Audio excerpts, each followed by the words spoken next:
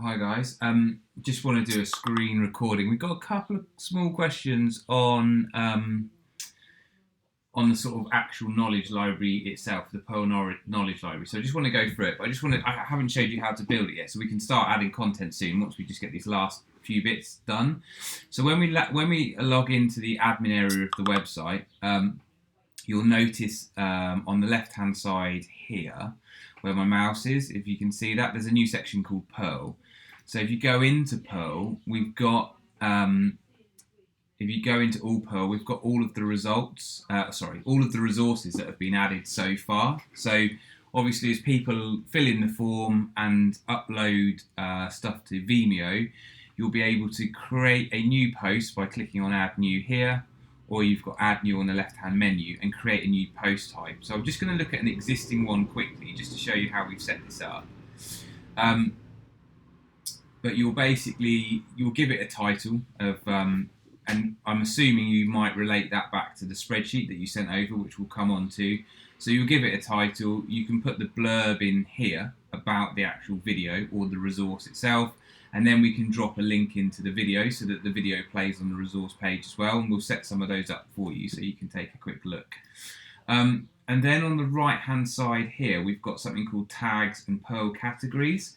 So we've taken, if I just flip back over to the spreadsheet, we've taken all of the categories here and created them in the system. So we've got at a top level, we've got clinical tests.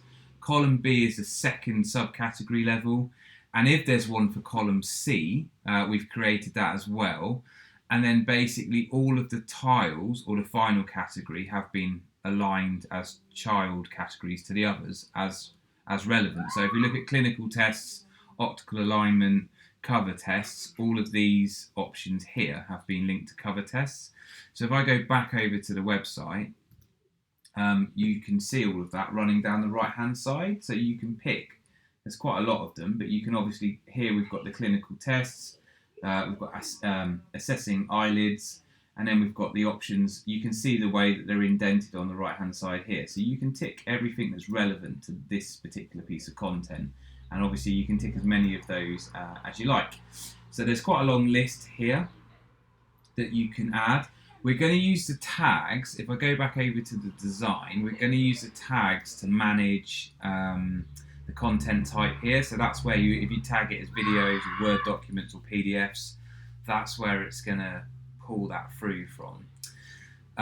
So that's adding your piece of content. So that's all fine. You don't really need to worry about the rest of it. So all you'll do is you'll add your content here, you'll select the appropriate tags and the categories, and then you'll just publish it or update it, and that will add it to the library. Now, if you want to edit or change the categories we've added, you on the left, if you go back to the left hand side here, we've got something called Perl categories.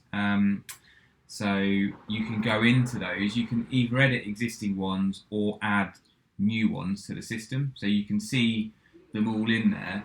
To add a new one, really simple. You just give it a name. If it belongs under one of the others, you can select where it actually lives here. So it's just a quite straightforward list. That's nice and easy. And you can edit. If you just hover, you've got the table on the right hand side, so you can edit the existing ones that are there. And what's also quite nice is if you've used them, so like here, this one here, fourth nerve palsy, I'm not sure if I'm saying that correctly, but you can see it's got a number on the right hand side, so that means that category's been used on one post so far. When they haven't been used, they won't appear on the front end as an option for the user to search by. Sorry, I'll go to the correct screen. So I've only put a couple in at the moment, so they don't appear in this list until they've actually been, given to a piece of content. Now, I've noticed a couple of small things with this. We need to add the number on the left-hand side, so we're missing that. The guys are just adding that at the moment. Oops, just refresh. I know Daniel's working on it at the moment, so the number's going to be added in, and then the user can obviously sort through their results. It updates as you go through it.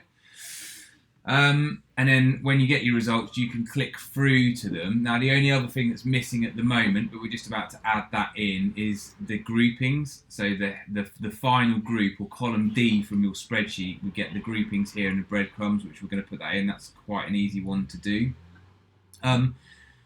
So that's how it's built so far, and it seems to be working pretty well. What we do need your feedback on, so since building this, we've noticed one thing. If I go back to the designs quickly, when you actually go through to a result page, so this was the example in the designs that we gave you, you still have on the left-hand side your selection.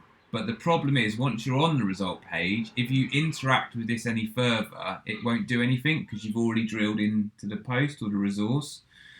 So what we're looking at here is either, when you click on a resource, we'll either open it in a new tab, so it keeps your search results in the first tab open, so you can go back to your search results, and then you can just close that result once you've done that, or we can replace this section when you drill into it with maybe a back button that just summarizes the categories that you've chosen to get here, because obviously we don't want to show the user all of the categories, because if they now let's say I tick on this suppression, it won't do anything because I'm in an actual result. So sorry, that's our fault. We should have picked up on that before we got there, but we didn't realize it till we got to this point. So just want to get your feedback on that.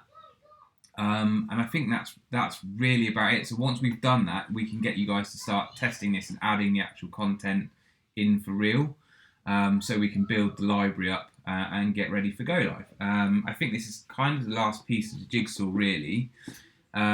So one of the other things to note is I need to get you added to the admin area of the system, so you can access this bit and you can start doing your own tests to make sure you're happy with it. And obviously, if you have any questions, you'll be able to ask us those. So if it's okay, I can create you username and password so you can log in. But what I'm not aware of is if any of you have used WordPress before or not, and if you know how to log in.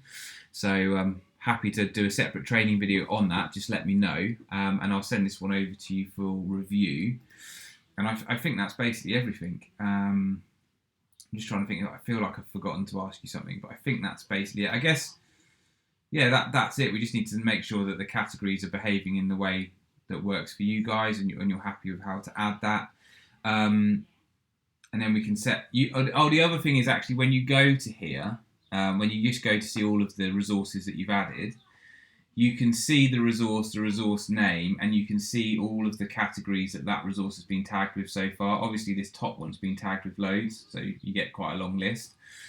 The only thing missing from this is when we've just been testing, we've just put dummy content in. When you guys do this, you'll obviously put the unique ID number in that comes from the upload sheet in the first. We haven't done that, but you can put whatever title you want in there. So the expectation is you would put in the reference number from that form as well, so that you could do a search for it later if you needed to. Yeah, so I'll send this over, and if you guys could feedback. Just to let you know, I'm on holiday next week for 2 weeks, so if we could either jump on a call this week, or I can get one of my colleagues to speak to you while I'm off. Whatever's easiest for you guys. Yeah, and I'll hopefully speak to you soon. Cheers.